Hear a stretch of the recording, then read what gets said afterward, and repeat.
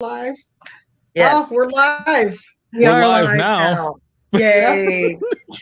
We've been Hello. chit-chatting. That's right. Hello, and welcome. This is the start of it. To the wrap up of the day. Yeah, this has been to the You wrap have up to of be this. tired. Yeah, it's been a day. I mean, there's been a lot of buildup going on for for all of this. So it has been I can't even think of when I put everything out. It was like in January or something. Let's see. Mark says, "Where have y'all been?" we've been going in here and trying to get everything started. But yeah, I think it was like around January. Now that I don't know, my head is all messed up. I didn't go to sleep until like midnight last night, and then I woke up and it was like right before 6 in the morning or so, and I was like, all right, we got to go. We got to get doing all of this stuff and setting everything up. And so it's been a lot of fun. There have been technical difficulties, but that's always good because we learn on the fly, we troubleshoot. Yes. And Been in that dispatch mode, man, where you're just winging it. It was great. Right. Yeah, it was something else. Now, so the first person we had in here it says Joyce Wheeler. And so I don't think we had gone live yet. So that's interesting to see there. And now it says it just went live a moment ago. So we'll see how that goes down. But so we had a lot of excellent sessions. We started out with Diamond Sponsor, which is all of you, Diamond Sponsor in digital. Thank you so very much. It was Larry and Shane, and they had a session that was called Houston, We've Had a Problem, which was funny because when we very first started this out, it ended up, I kind of made a joke with them right before we went live saying, hopefully this title isn't like irony or anything of what might happen today. So we needed a Mevo kit. Yeah, right. We needed some sort of for some sort of backup. Yeah, that was great. Let's see. Joyce says, "LOL, I am always first." So wait a minute. Are you on Joyce? Is Joyce Wheeler as well, or because this is who popped up first? That was the weird thing, is that it popped up before I even hit to start. So that was interesting. Oh, is this your maiden name? How did you pop in there? That's weird. Oh, you know what? I bet you it sets it up and it's there waiting until we actually go live. That is interesting. I didn't know that about YouTube, that it sets something up right off the bat. That's so cool. Nice. It doesn't go live, but it has it set up there. So that's good. Thank you for that. I learn something new every day. So they had that session, and so they were talking about what has gone on within the last year. They were sharing some challenges, as well as some case studies and everything that was going on. So for the both of you, because I know, Lori, with you being the service manager there for the state of Indiana within digital, you go around and you go to a lot of different places to learn about what is going on, to make sure that everyone is doing well. And if they have any questions, they bring them to you, as well as you, Vicky, being, training coordinator and all. But are there any things that either one of you have seen out of the state of Indiana or anywhere else that, people having issues or trying to overcome with everything that's been going on this past year and a half or so? COVID was really a trying time for everybody, that's for sure. Mm-hmm.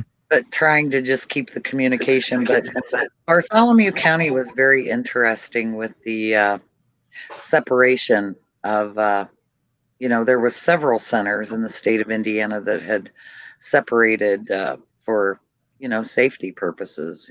We saw that in Illinois as well. They had dispatchers in different rooms. So that was pretty cool, actually. Man. And so are you able to go into any of those centers, or are you doing everything over like conference calls? Yes, we had a lot of calls.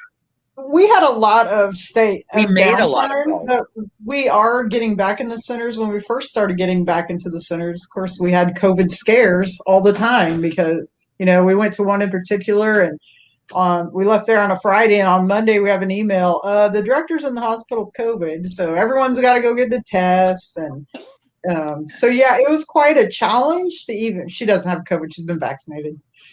Yeah. It was quite a challenge to get in there, but Start talking it is starting to. We're playing catch up a lot now because we are starting to be able to get back in there. We did just do White County in Indiana. Went in and put new Vesta, and so that was a good time with Terry. Yes. Nice. Yeah, I missed it was Terry. like old. It was like a reunion, man. It was great. Yeah.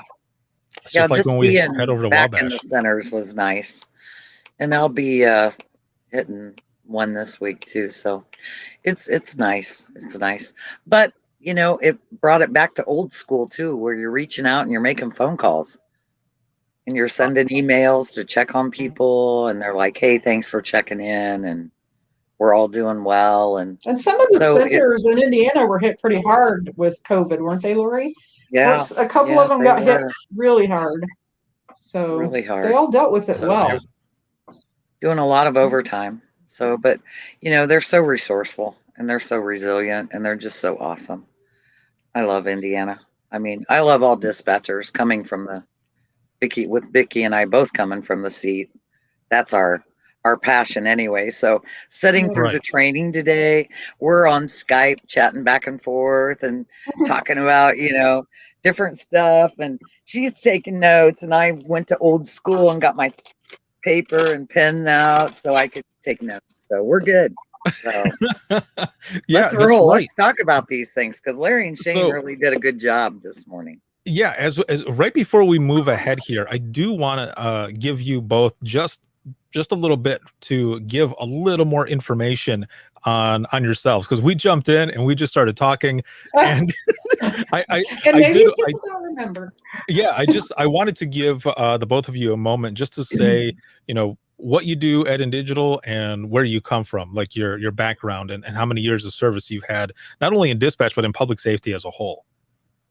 Okay, Vicki, do you want to go first, or do you want me to? Go ahead. You're already talking. Okay. Well, I started my dispatching career in 1989. For some people, that was before they were just little babies. But I left for a little while, took a break, but the passion was there, so I went back to dispatching and ended up putting in 20 years. I was the 911 director here in Indiana, in Logansport. That was a wonderful. I think what I loved about being the director was the technology changes and all the resources that you had that you didn't have when I first started, and you had to look through flat books and things like that. And I've been with Digital now for 11 years, and I'm the Indiana service manager. And I used to tell everybody when I was dispatching I had the best job in the world, but now I really have the best job in the world. I love what I do. We have 92 counties in the state of Indiana, and we have equipment in all Texti and Mevo backup in all 92 counties here in the state of Indiana. So it's a awesome. Wonderful, wonderful thing. Excellent. Vicki? And happy 5 years anniversary to Texti. Is it today the 5-year anniversary for Texti? Yes, 5 years. Holy moly. Happy birthday. 5 years. Yeah. Seems longer though. Yeah, it seems does. like it should be longer. Mm-hmm. Yeah. Well, I started out dispatching in 97 part-time, did that for a year, and then went full-time. Worked every shift imaginable, swing shifts, night shifts, day shifts, all of them. Then became the director and was director for almost 5 years, and then came to work for Digital. I go to different centers when they get new equipment, say new Solacom, new Vesta, and train them on how to use it. And Mevos and Texti.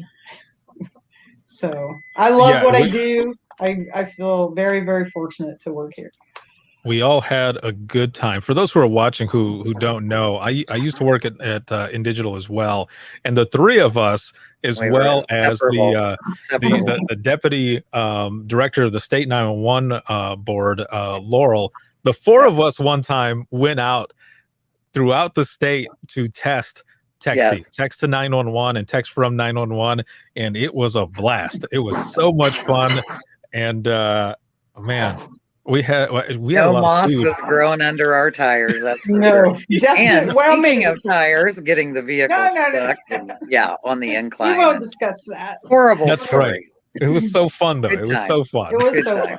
So the next session after the opening one with Larry and Shane, it was with Amy Patan, and she is out of Sugarland Public Safety Dispatch of Texas, and she did a session called Positivity Breeds Powerful Leaders. That was a good one. That was It was That's an a good excellent one. Yes. Now I did see that you had both of you like pads, like notepads of notes. We took notes. What Old school dispatch. Yes. Old school. Pad and paper. And you know what's Technology really breaks, funny? pad and paper. Is we went over our notes and we both have different notes. Yes, Like, we do.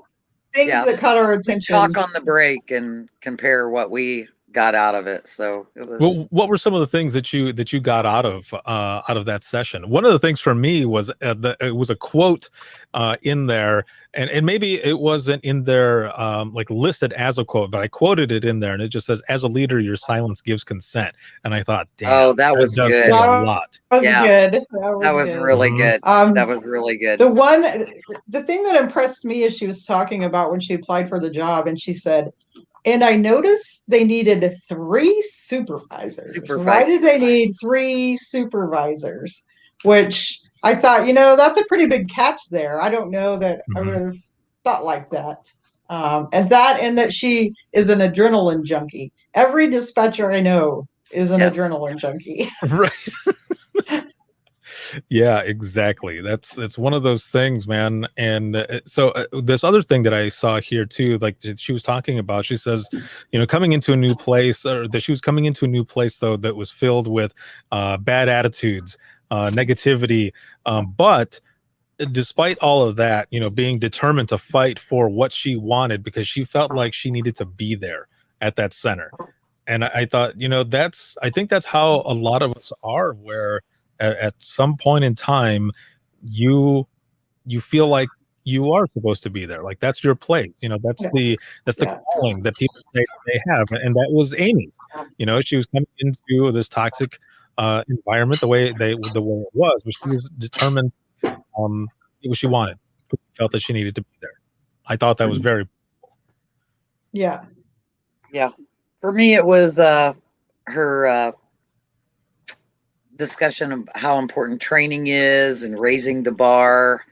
That became the number one focus for me was, raising the bar, setting the expectation, and people like to strive to meet expectations. And it was coming from the seat and then being a director. Training was vital because I worked for years where we didn't have anything like that. Mm-hmm. Well, and I like that she leans towards the mentors. She lets people be a mentor, but she didn't make people be a mentor. And that makes a big difference. And we have a mentoring program here in Indiana.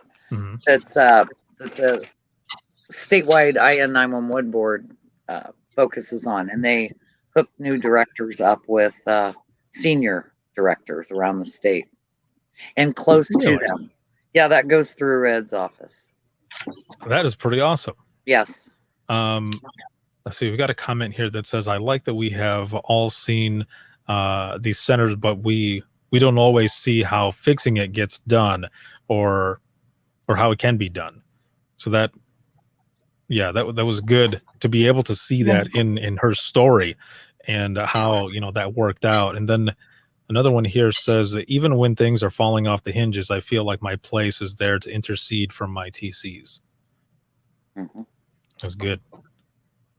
So as you all here in the audience, put in the comments as well how you felt about these sessions too, because they were all really well done. And oh, there you are. Okay, you froze for a moment there, Vicky. I wasn't sure if you had said something. The only thing I And was just going to mention was that how she conducted a stay interview instead, like an yes, exit interview, only the Oh, stay yeah, interview where he finds out yeah. what's going That was right. good. Yeah, That she was- was great. that was an excellent one. The next one that we had was Megan Hamilton, and she's actually out of Indiana there, Decatur Mhm. County. She's Yep, at Greensburg, Decatur County. where Laurel's from. And her session was called "Stop Expecting You from Everyone." And another one that was really well done, well said. And it took me back. It took me back to some of the times when I was in dispatch, and I don't know, myself kind of stressing over, thinking, people, why aren't they responding the way I would, and it's just not going to happen. The more communication, I guess, is what's needed, and it definitely helps. How about either one of you? Would you take out of that session there? I thought it was great that she won that award, that 911 Wonder Woman. I mean, that was a talk about raising the bar. That was a tough one to get, and I'm sure they had many, many, many of those. So I was just very impressed, and just the fact that she talked about her customer service, and putting it out there about mental health. So I thought it was a great session.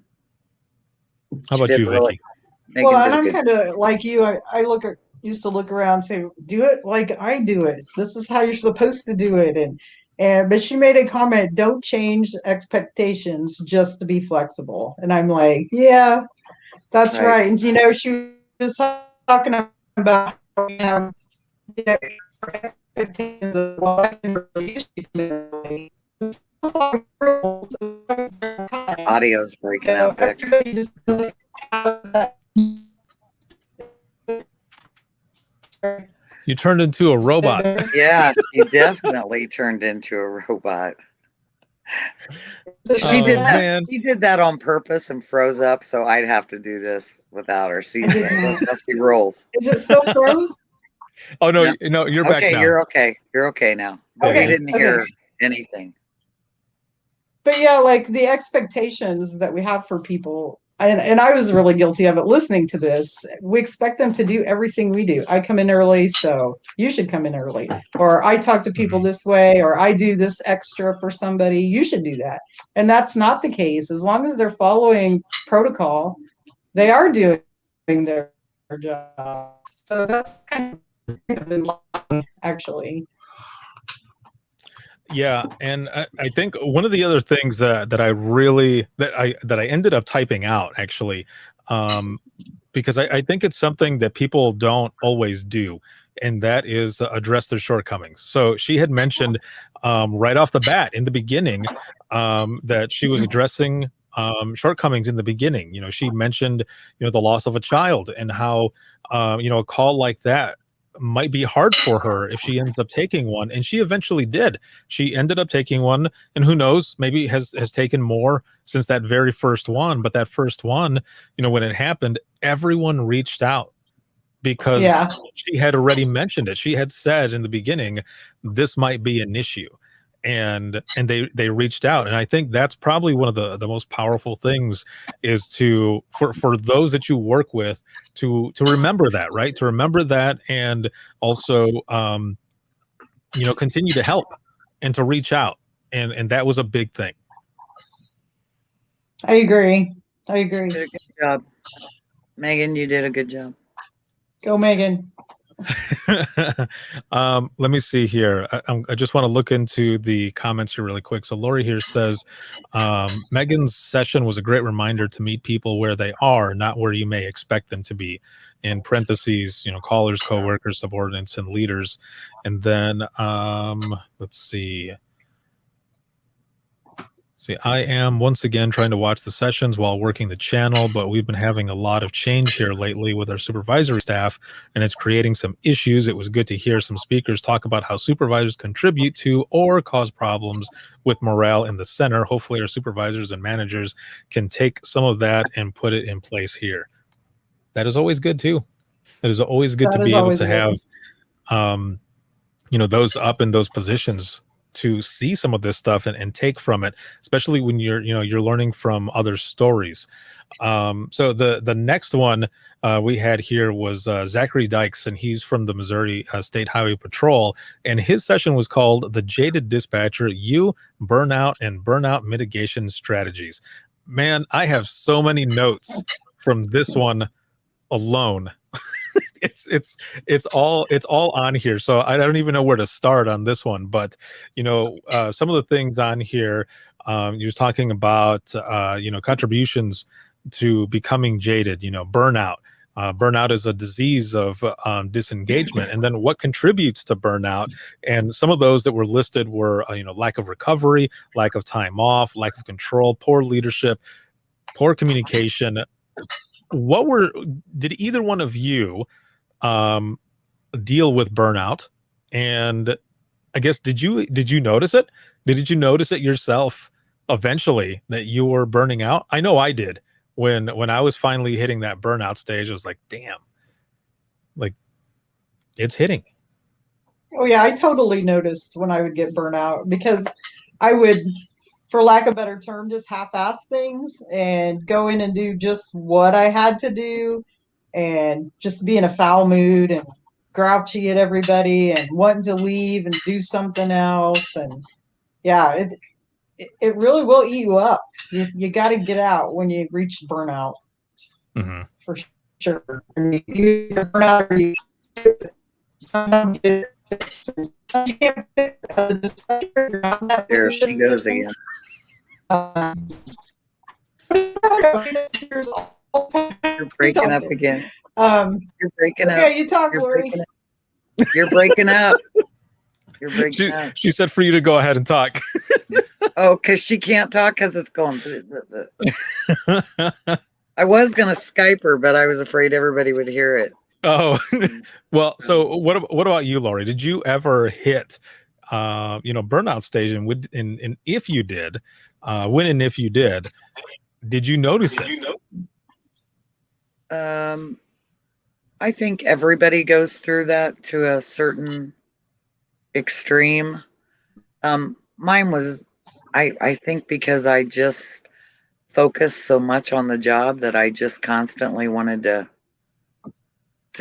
be there, to be a part of it. But I think it's good and to recognize, and I appreciated Zach's personal testimony of burnout. But I will tell you that the bike video made me extremely dizzy. So yeah, watching that, and But that was so creative. That was very creative, Vic. And but how taking care of yourself has to be a major priority. But yeah, sure. That 31-mile bike ride, that I was about to puke. So oh man. And Vic, when you got up just a few minutes ago, I thought you were leaving, like you had gotten pissed or something. Yeah, I know. I went to get my internet closer. Oh, you know what? I bet that's going to help.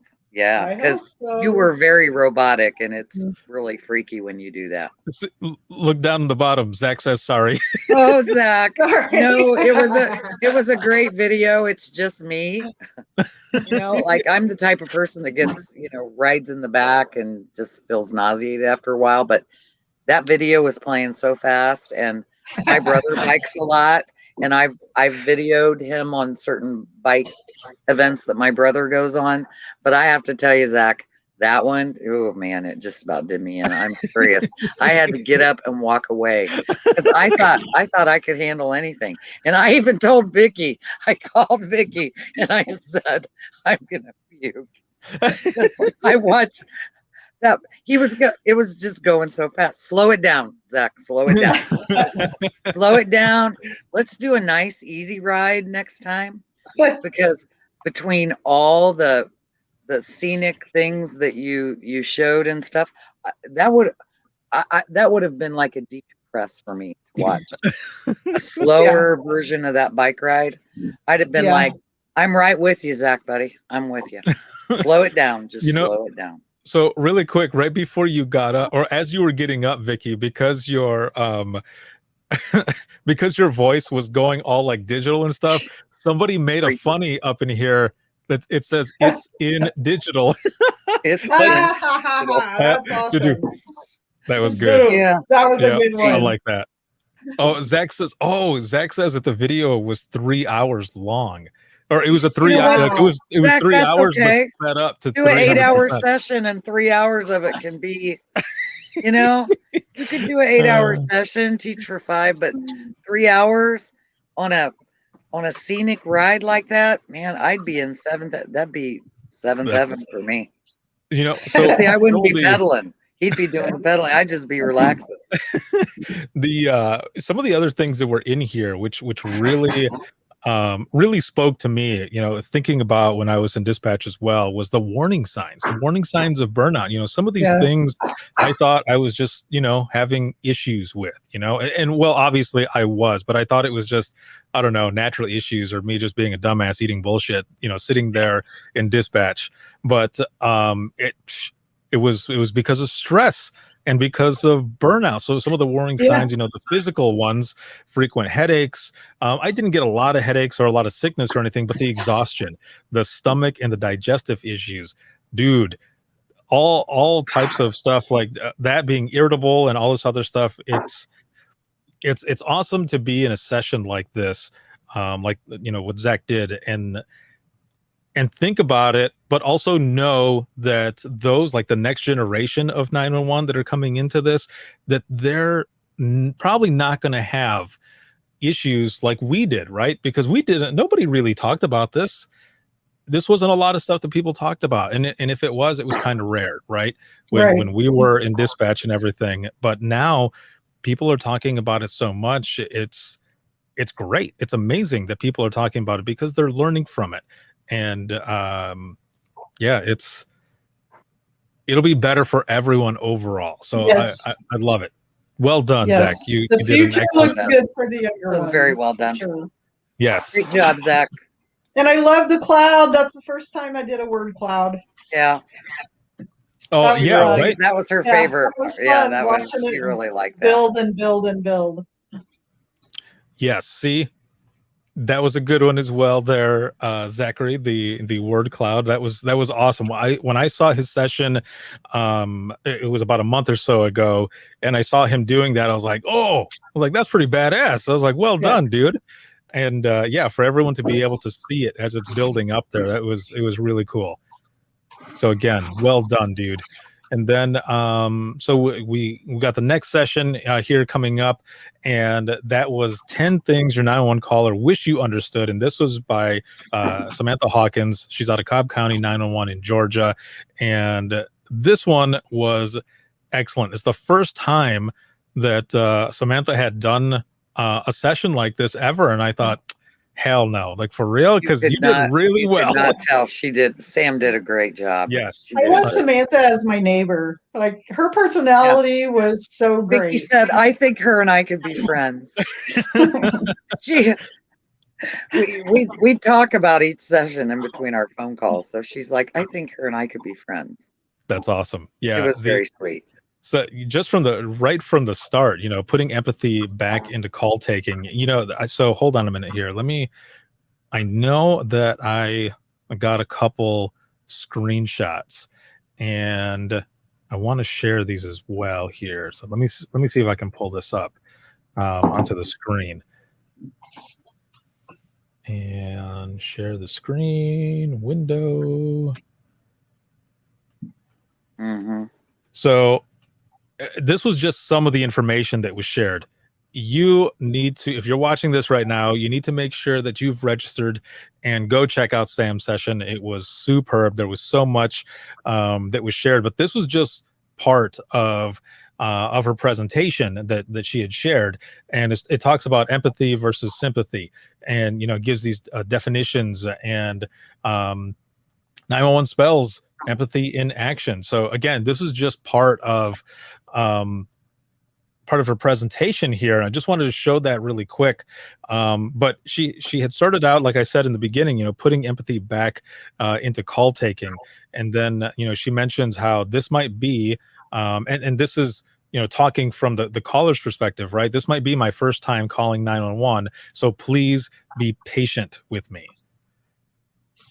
That was a big thing there as well. That I think we've all worked with some, and hey, we some of us might have been that person who's like, okay, what is it that's going on? What is, and that the patience isn't always there, but you got to think about, if this was your family member calling in, how would you want them to be treated?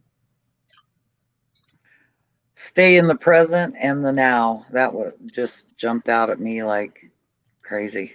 Mm-hmm. And calm in there crazy, and just some things. I took a picture of a couple of those screenshots that she had, because they just it's almost like, gosh, what great reminders. Well, and the golden for everybody's job. The golden rule of 911. Yeah. I really like that. Right. It's like, I wish that was posted in centers everywhere. Yeah. Maybe maybe it will be. That was another one, right? Let me see. I think I actually took this. Yeah, I got a screenshot of that one as well. What you do here. Right there. The golden rules of 911. Yeah. So yeah, that was another one there. First rule: treat your 911 caller with the same decency and respect that you'd give to a member of your family or to a friend.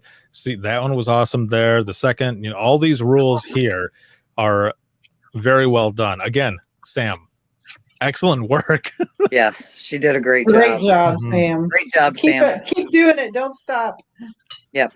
That's right. That, and so there was a quote as well that said, patience and kindness goes a much longer way than frustration. Message. Yeah. Totally true. yeah, for sure. And then another one here was, don't confuse your caller's helplessness as anger or frustration directed at you. Yeah, spot. I mean, just dead on. You'd think she had done thousands of these conference sessions. Yeah, I can't believe. That's the first one, and it was amazing. For real, yeah. You hit it out, Sam. Good job. Very, very good. The next session after that was Wesley Jones, and his session was Lost in the Comm Center, Lessons in Leadership. Another powerful session, and it was, I can't say enough about it. Yeah. It was heartbreaking. It was. It wasn't. And, Wesley brought up Adam Tim.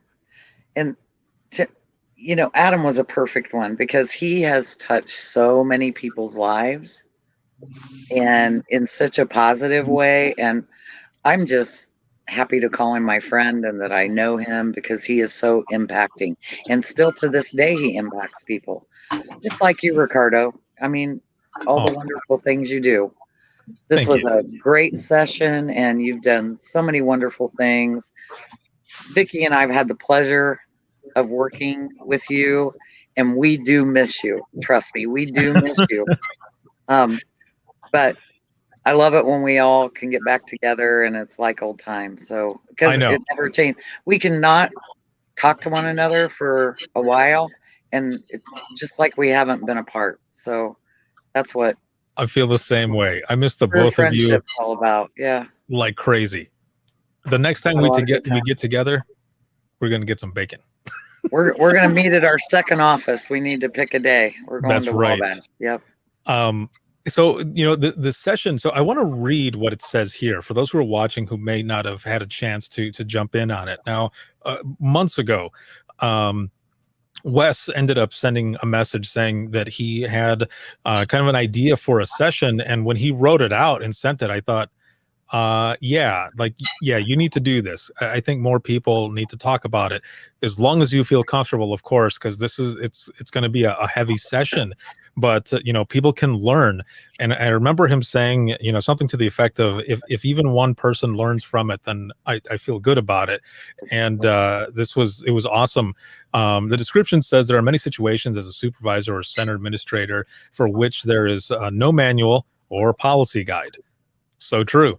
This is a lessons learned in leadership growth presentation based on several tragic events in a short period of time that impacted a small 911 center, including the suicide of a new telecommunicator. These situations require a leader, not a manager. And just looking in the comments here as well, someone here says this hits home. We lost one. Another one says we lost two in 4 months. So a lot of people were able to relate to this session, and Wes was spot on in everything that he was saying. It was very powerful. I just want to hug him. You could tell that I'm sure he went through some moments of beating himself up because he didn't know what right decision to make. And that would happen to any of us. Mhm. Things happen in the dispatch center that are tragic, and you do the best you can and you learn. And like he's doing, you pass it on to everybody else. So maybe somebody that's been watching is going through the same thing in their center. So I think he did a great thing, open himself up like that and telling everything that happened and things he wished he could do different. Mm-hmm. And it was a very powerful session. Sad, but very powerful. Mm-hmm. For sure. So the next session after that was with Reverend Dr. Edie Vilvis of Shape Good Habits with Even Stronger 911. And I love Edie. I love Edie. She's awesome. Yes, she is. So, she is a sweetheart. Her session was called or I'm sorry, not called, but the description here, I just want to read it really quick. It says, struggling with PTSD and or compassion fatigue is not inevitable. Even one team member who is suffering can drag down your team. Let's discover how to encourage the powerful self-care practices and strategies that build resilient skills, and let's make it less likely that our team will be crushed. We will end with a simple pathway to encourage positive support, skills, and skills across your team. So a lot of good stuff, came out of this one as well. We did have some technical difficulties a little bit. I think it was it was the internet on her side actually was just kind of cutting out and stuff. So some of the audio was a little bit choppy, but I was able to bring her in and have her audio go through the interface that I have here. When I did it on the Bluetooth, it only came out of one speaker for whatever reason. So next time, I know which setting to do to put it back to stereo, but so that it's out of both speakers. But we were able to get it done. I think one of the good things was, and I said this also when I was talking with her at the very end, as soon as she dropped her presentation that she was referring to, going back and forth, she just like skyrocketed. Yeah. It was just, I love the way she held the phone up there, and she she was a rock star. You're a rock star, Edie. She was just speaking from the heart. Technical difficulties didn't get her frustrated at all. She was just on it. Yeah, speaking from the heart, she killed it there. I mean, she was doing so in the beginning, but I think it was kind of frustrating as well because the audio, probably on her end, was sounding kind of crappy too. But as soon as she dropped that part, it was just from the heart and was just rocking it. And as she was getting towards the end there, I was just sitting there watching in awe because I thought, this freaking Edie, man, she's doing it. She's awesome. She rocked it. I can't wait to see her again. Yeah, that was a excellent. Well, one. Vicki and I had a conference call at the beginning, so we're gonna watch we both said today when we were talking we were gonna rewatch that. We just caught the tail end of her and loved it. I've already signed up to get her website already. Yeah, I wrote sent her my email. Yeah. Excellent. Yeah. So, that is good stuff. She's a nice lady. I like her.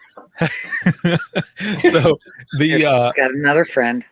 The last one here, the last session that we had to wrap up the pre-con day was when the storm hits, leveraging new resources for disaster response. And that was with Dan Wright and Tracy Eldridge, and it was all based off of an incident that happened when a hurricane hit over there, with Dan's, where he works in that area. There was so much that happened. So, all of that goes in there. And I want to read this really quick here. And it says, unpredictability is the only thing in public safety that is predictable. What if we could change that narrative a bit when it comes to unexpected large-scale events? In this session, your instructors will take you through the storm, Hurricane Sally, that is. They will share important lessons learned when it comes to implementing new technology, requesting TERT, and the mental health of your team after the mess has been cleared. So there was a lot of stuff that happened there, and a lot of other resources that were given out that they used. So what was your take on that session? Well, first, I can't imagine dealing with Hurricane Sally. I mean, just watching the news and the Weather Channel, and and needing all those resources. And I mean, we've had events here in this community, but something of that magnitude, I mean, just think about it, being a dispatcher and somebody trying to tell you where they're at, being a responder and not recognizing your block because the street signs are down, and just things like that. You start to really process about that. But I thought Dan and Tracy did a great job on that. It was very informational. Tracy, I appreciate the plugs for InDigital. You're a rock star, and Dan, we have some folks from Alabama, Caleb and Holly, that work for us at InDigital, and we sure do enjoy them as coworkers. We love our Alabama folks. Yeah, we love our Alabama folks. So for sure, I thought they did a great job explaining TERT. Explaining, I mean, yes. We have TERT here in Indiana, and you just take it for granted that everybody knows what TERT is, and there's still a lot of people out there that aren't familiar, and we need the great dispatchers to sign up to volunteer for TERT. And just with all it seems like we're having so many more disasters these days that get the word out. But they explained it really, really well. I thought so too. They did an excellent job. Yes, they did. So that was the day. That was the pre-con for DTBG3, and it was an excellent day. What is going on as we're going into the wrap up of this after the greatness? What is new? What is going on over at InDigital? And do you guys got any new things coming on? I see that there have we did a rollout. I was going to say there's been a rollout, right? Of Texty. We did that. Well, Texty we've had for today's our 5th year anniversary for the state of Indiana, and if you go to the Indiana statewide 911 board Facebook page, you can see all kinds of information on that. And we did the 17.3 rollout version of all 92 counties, completed it in a couple weeks. Our Texty team rocks. It was awesome. We did that in the month of May, and we divided the state up by the DHS districts. And Shane and I did reach outs and stuff for the Texty team, and it was, those guys are just Scott, Nate, Jason. They're just all rock stars. They do a great job. Deployed it statewide. So smoothly. Yeah, I mean, moved them to new servers and just everything. And then we'll be rolling out the 17.5. The 17.3 was the Rapid SOS, the one button push, and the 17.5 will be the language line translation interface. So, man, so it's gonna be sweet. Yeah. You want to come back yet? Have I enticed you? Or you want to just come hang for a day? Have you just kind of got too busy with this other stuff that you just want a regular job? I still do, some contract work here and there for the company. So, I wouldn't mind creating a Texty video, because we're gonna need one. We're gonna need one. Lots of stuff.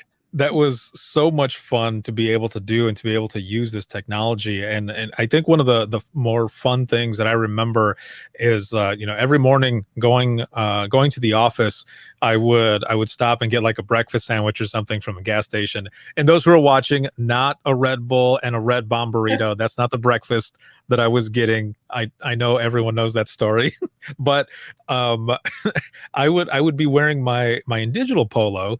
And I remember, sometimes the person who was there, the cashier, they would ask like, so what does in digital do?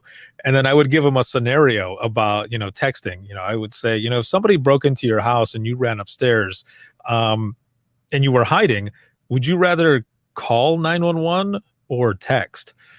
And they would say, well, I mean, why would I ever have to text? And oh, you mean if I was like hiding, right? And I was like, yeah. What if you could actually, when you were hiding, if you could text to 911 so that, the person who's in your house, because you're hiding, you don't want them to find you, but you'd want to be able to get help without them hearing you and stuff.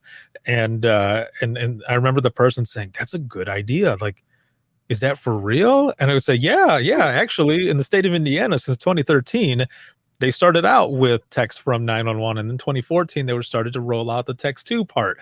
So that was, I think, one of the most fun things was to be able to explain that part of working, within digital and that type of technology, because people, people see what they see on TV and they think that's the way it is, but of course we know it's not.